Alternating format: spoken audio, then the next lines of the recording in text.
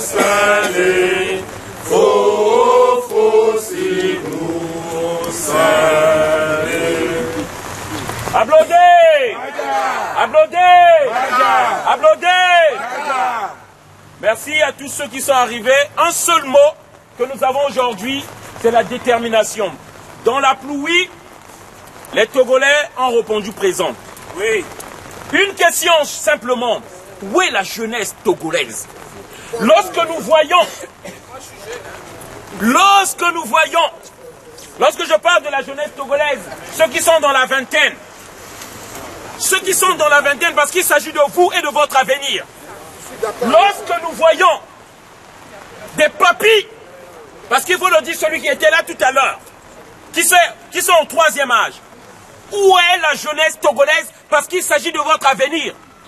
Nous, le chemin que nous avons déjà fait, on vient de loin. Ce qui nous reste à faire peut-être est court par rapport à vous. Où est la jeunesse togolaise? Pourquoi les parents disent à leurs enfants de ne pas se bouger? Pourquoi vous les retenez? J'aimerais vous dire, lorsque j'ai commencé mon engagement, mon premier ennemi, s'il faut le dire, c'était ma famille. Ceux-là qui ont dit, il ne faut pas dire ces choses-là, il ne faut pas faire ça, tu ne vas plus partir au pays. Je leur avais dit, il faut qu'il y ait quelqu'un qui fasse ça. Si vous tous, vous avez peur, moi je vais le faire. Pourquoi? Et comment éviter quelque chose qui finira par nous arriver tous? La mort. Nous tous, nous mourrons un jour. Ça peut être aujourd'hui, ça peut être demain. Mais au moins, j'ai quelque chose de plus. C'est que je peux aller dire aux aïeux que j'ai combattu. J'ai fait ce que j'ai pu. Voilà ma fierté. Et mon nom restera sur cette terre-là, que ne s'est pas laissé faire. Il s'est battu. Où est la jeunesse togolaise? Je me pose la question. Aujourd'hui, vous qui êtes de la vingtaine, n'avez-vous pas encore conscience que le pays va vers une impasse? Va vers le désastre? Rien n'a changé après au moins les 50 dernières années. C'est pas aujourd'hui que ça va changer. Moi, ma question aujourd'hui, ce qui me préoccupe, Africain de l'Afrique centrale, Congolais que je suis, je dis, où est la jeunesse togolaise? Si vous ne vous levez pas, qui va se lever? Je suis du Congo, je suis là. Il pleut, on est là. Mais où êtes-vous? Qui comptez-vous? Qui va faire changer les choses au Togo? Un seul mot, ce que je demande, et nous souhaitons la mobilisation. Les Togolais ne sont pas lâches. L'heure n'est plus encore aux égaux. L'heure n'est plus encore à la fierté même. Tous, humblement, ici, manifestants, vous êtes sortis en 2017. C'était des milliers de Togolais, des millions sinon, qui sont sortis. Alors où êtes-vous? Donc je sais que vous avez le courage encore de sortir. Vous pouvez sortir. Et surtout les Togolais de France. Nous disons, masquez-vous. Mettez les lunettes, on s'en fout. Mais soyez là. Qui va? Pourquoi vous avez baissé les bras? Moi, en tant que Congolais, je vous parle. Pourquoi le Togolais a baissé les bras? C'est parce qu'on a baissé les bras. C'est pourquoi ça va de mal en pire. C'est ça, en fait. C'est notre indifférence qui encourage fort Gnassingbé Bey. Lorsqu'il sentira que nous sommes fatigués, il va faire du Togo ce qu'il veut, comme c'est le cas aujourd'hui. Ils prennent des étrangers qui vont maintenant faire des votes là-bas. Ils vont voter à votre place. Ils vont prendre ceux qui sont pas à l'intérieur du Togo pour voter à votre place, prendre des décisions à votre place. Ils vont montrer les images comme quoi les Togolais sont partis voter. Et que c'est vous qui avez fait ce choix-là où nous en sommes aujourd'hui. Qu'est-ce que vous ne comprenez pas? C'est pourquoi j'appelle encore tous les Togolais. S'il vous plaît, il faut qu'on soit des milliers. En France ici, on est au moins minimum 50 000 Togolais quand même en France. Et on est incapable de mettre 2000 Togolais devant l'ambassade. C'est quoi ça? On est incapable. Même pas 1%, on est incapable. C'est quoi ça?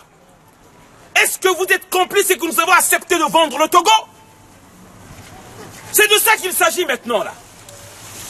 Donc c'est le message qu'on voulait faire passer. Je l'ai toujours dit.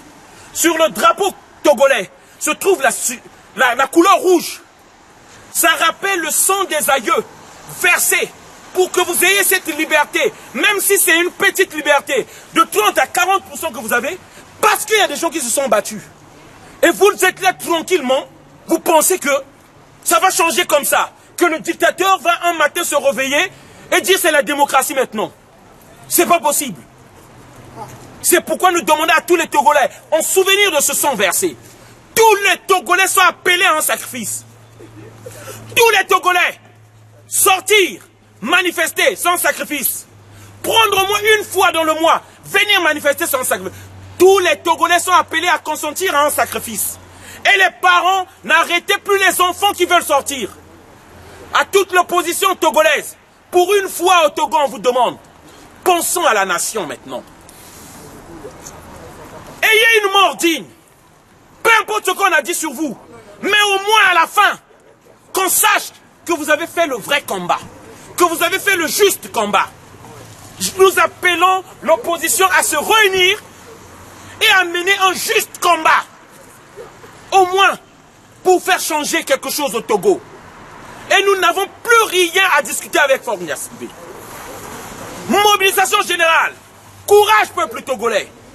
Ayez encore ce courage-là. Nous tous, nous mourrons un jour. Personne ne sera épargné. Nous tous, nous mourrons. Mais mourrons dignement. Applaudez! Applaudez!